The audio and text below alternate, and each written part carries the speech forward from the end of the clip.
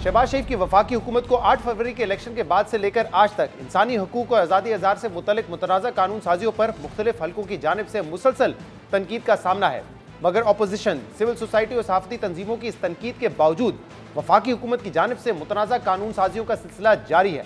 जिसकी ताज़ा मिसाल पीका एक्ट में तरमीम का मुतनाज़ा कानून है, जो हुकूमत ने कौमी असम्बली से तो उजरत में मंजूर करवा लिया, मगर इसके बाद जब ये बिल सेनेट में पहुंचा तो वफाकी वजीर इत्तलात अता तारर और सेनेटर इरफान सिद्दीकी की कोशिशों की वजह से ये बिल सेनेट की फौरी मंजूरी के बजाय मुतल्लिका कमेटी के सुपुर्द कर दिया गया, ताकि बिल पर कमेटी अरकान और मुतल्लिका स्टेक होल्डर्स के दरमियान बहस और मुशावरत हो सके। वैसे तो ये सारा मामला कौमी असम्बली से बिल पास होने से पहले होना चाहिए था, ताकि इस पर इतना शोर शराबा और हंगामा ना होता, लेकिन अब देखना यह है कि क्या स्टेक होल्डर्स से मुशावरत के बाद हुकूमत बिल के मुतनाज़ा शिकों में कोई तब्दीली करती है या नहीं।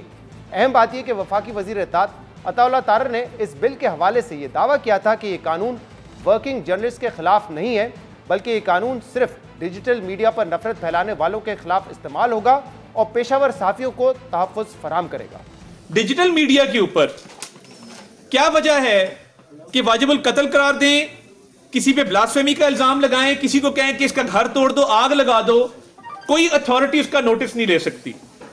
इसके अंदर पहली दफा सोशल मीडिया को डिफाइन किया गया है कि सोशल मीडिया है क्या। कोई भी शख्स जो पेशा सहाफत से मुंसलिक है, या वो सहाफी है या वर्किंग जर्नलिस्ट है, वो इस बिल से इफेक्ट नहीं होता।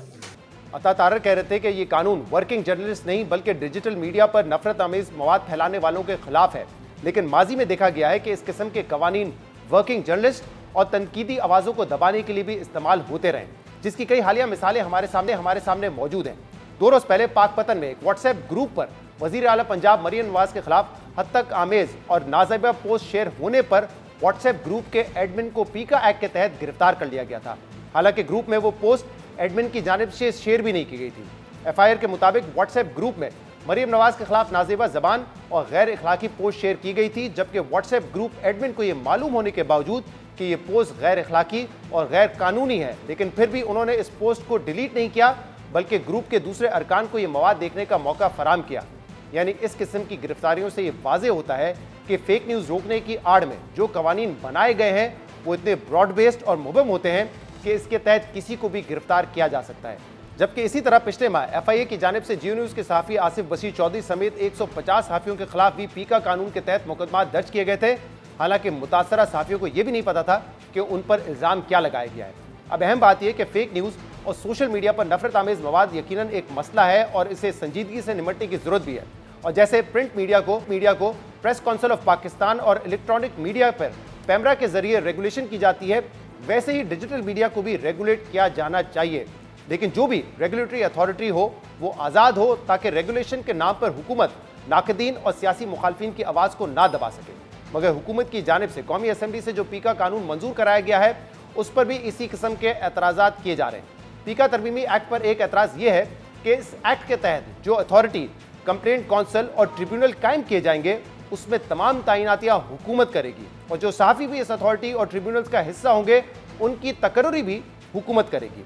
इसलिए हुकूमत के इस इख्तियार की वजह से जहाँ इस अथॉरिटी और ट्रिब्यूनल की आज़ादी पर सवाल उठ रहे हैं, वहीं ये खदशात भी हैं कि हुकूमत इसे सियासी मुखालफिन और नाकदीन के खिलाफ इस्तेमाल करेगी। पीका तरमीमी ऑर्डिनेंस पर एक एतराज़ ये भी है कि इसमें ड्यू प्रोसेस के असूल की खिलाफ वर्जी की गई है, क्योंकि ट्रिब्यूनल से जो फैसले आएंगे उसे हाई कोर्ट में चैलेंज नहीं किया जा सकेगा और इसकी अपील डायरेक्ट सुप्रीम कोर्ट में होगी। पीका तरमीमी एक्ट में फेक न्यूज़ और नफरत आमेज़ मवाद की जो तारीफ की गई है वो भी बहुत वसी है, जिससे इसके इतलाक़ का दायरा कार बहुत बढ़ने का खदशा है, क्योंकि एक्ट में कहा गया है कि कोई भी ऐसी इंफॉर्मेशन जो नज़रिया पाकिस्तान के खिलाफ हो, तशद्दुद पे उकसाती हो, तौहीन मज़हब या मजहबी मुनाफरत में उकसाती हो, अदलिया, अफवाज पाकिस्तान, अरकान पार्लियामेंट और सूबाई असम्बली के अरकान के खिलाफ हो, या कोई भी ऐसी इंफॉर्मेशन जो फेक हो या ऐसा लगे कि वो फेक है, तो उसे फेक न्यूज़ और नफरत आमेज़ मवाद करार दिया गया है और उस जुर्म में 3 साल तक सज़ा या 20 लाख रुपए तक का जुर्माना हो सकता है। अहम बात यह कि पीका एक्ट में इस वक्त नफरत अंगेज़ मवाद और चाइल्ड पोर्नोग्राफी के मवाद को फैलाना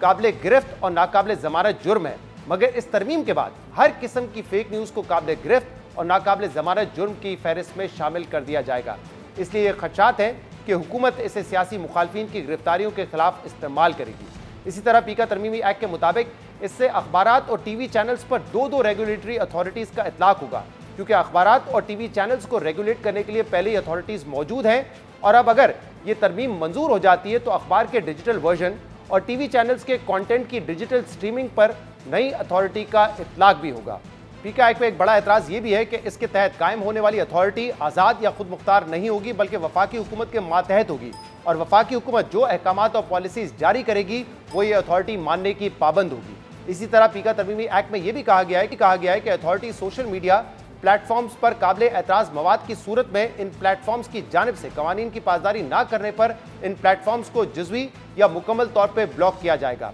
लेकिन अहम बात यह है कि हुकूमत अभी तक किसी सोशल मीडिया प्लेटफॉर्म का दफ्तर पाकिस्तान में नहीं खुलवा सकी है, तो फिर इन फोरम्स को कानून पर अमल दरामद के लिए कैसे मजबूर किया जाएगा। यानी कि इस तरमीम का इतलाक प्लेटफॉर्म्स पर होना तो नामुमकिन नजर आता है, मगर इन प्लेटफॉर्म्स के सार्फिन और आम शहरियों पर ही इसका इतलाक होगा। पीका तरमीम एक्ट पर ये एतराज़ात हैं, इसलिए बेहतर है कि हुकूमत स्टेक होल्डर्स से मुशावरत करके इन मुतनाज़ा शिकों को वापस ले।